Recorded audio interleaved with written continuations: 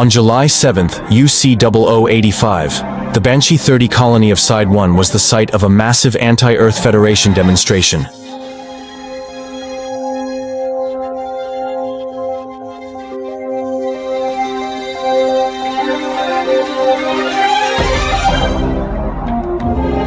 The protest would later become known as the Banshee 30 incident, a tragedy wrought by human hands.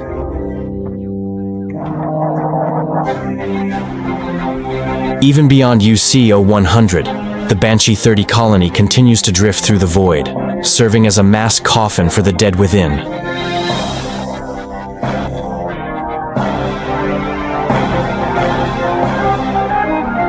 In December of UC0083, following an armed uprising against the Earth Federation by Xeon remnants, an organization proclaiming Earth supremacy emerged.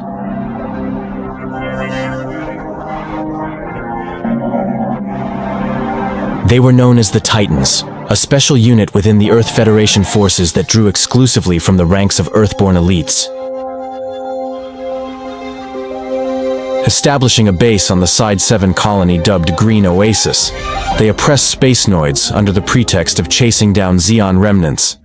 As their ideology became more extreme, so did the twisted nature of their organization. The name of its founder and supreme leader was Jamitov Hymem. He was considered a fanatical Earth supremacist. What was it that he sought to accomplish by leading these giants within the Earth Federation forces, and later even seizing control of the very heart of the Earth Federation government? Perhaps an answer can yet be found.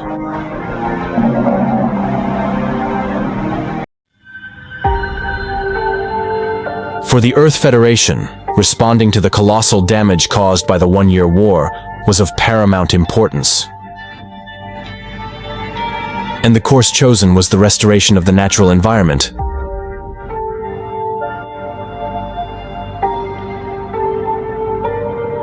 This would have been a reasonable decision had it been made in the old era. However, since the dawn of the universal century, most of humanity had made its home in space. In fact, 4 out of 5 people lived amongst the stars.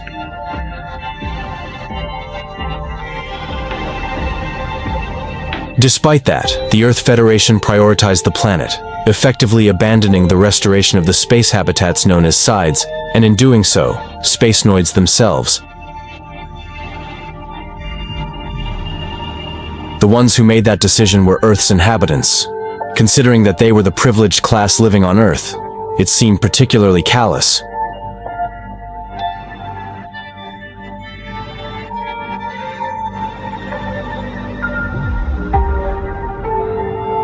The inequalities between Earth's inhabitants and space noids only worsened, and in time, this discrimination gave rise to anti-Earth Federation movements. Even some who belonged to the Earth Federation Space Force were counted among their members. After all, they too lived in space.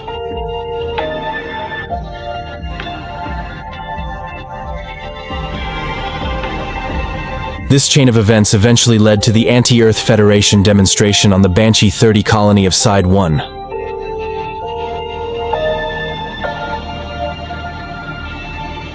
And the Titans, answering the call to suppress the demonstration, used poison gas to take the lives of 15 million colony residents. Not one soul survived. A massacre that horrific was more than sufficient to harden the hearts of Spacenoids.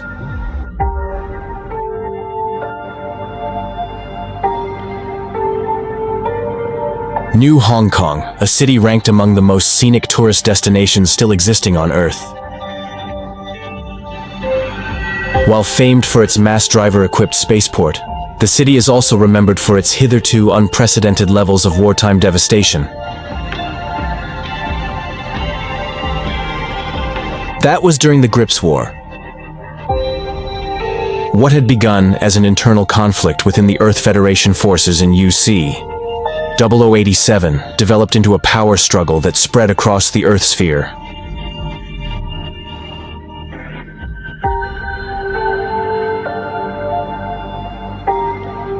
UC 0087. The Psycho Gundam suddenly appeared in New Hong Kong. The gargantuan mobile armor launched an attack in the city streets teeming with non-combatants. Its assault was indiscriminate.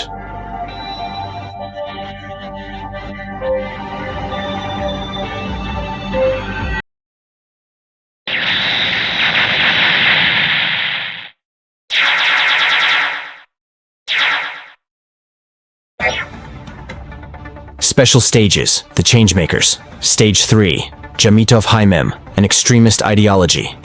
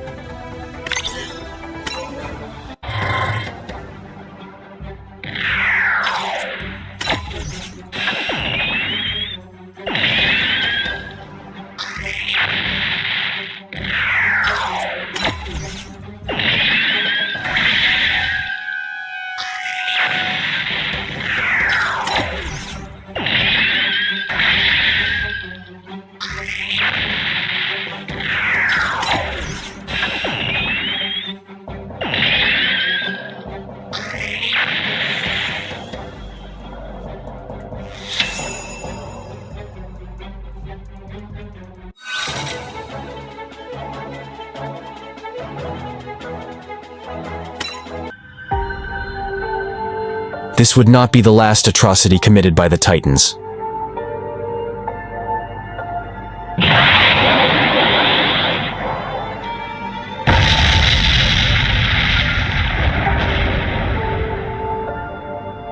The self-destruction of the Earth Federation Forces base Jaburo with nuclear weapons, the colony drop on the lunar city of Granada, the colony laser attack on Side 2.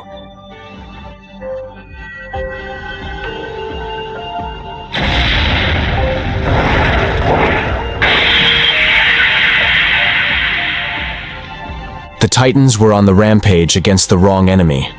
Surely it must have appeared that way to many.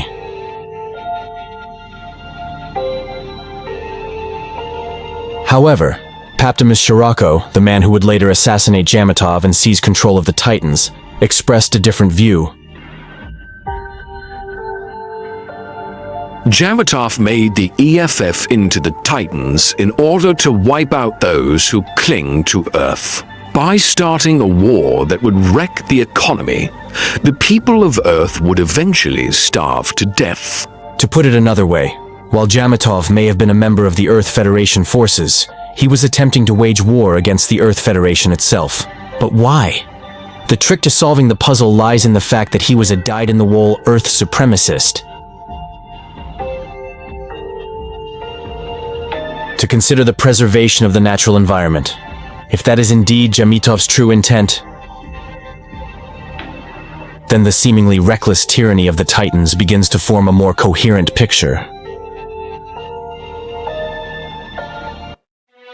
Jamitov believed that, in order to restore the natural environment, Earth's inhabitants had to be removed from the planet. The Space Emigration Act had lost its teeth. Therefore, he needed a crisis that left no choice in the matter.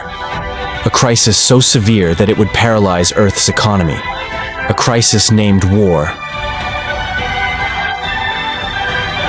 To achieve this, a trigger was required. And there could be no better trigger than the wrath of space noids, if only it was fierce enough to wipe out all of Earth's inhabitants.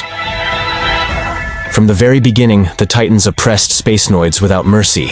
There is no doubt that this cornered and provoked them, ultimately escalating into a conflict that engulfed the Earth sphere. Jamitov may have cleverly concealed his hidden obsession, and with unmatched cunning, deceived and exploited the Earth Federation government, inching ever closer to fulfilling his true objective.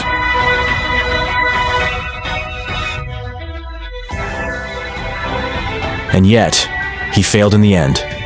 After a certain incident, his schemes collapsed along with the Titans.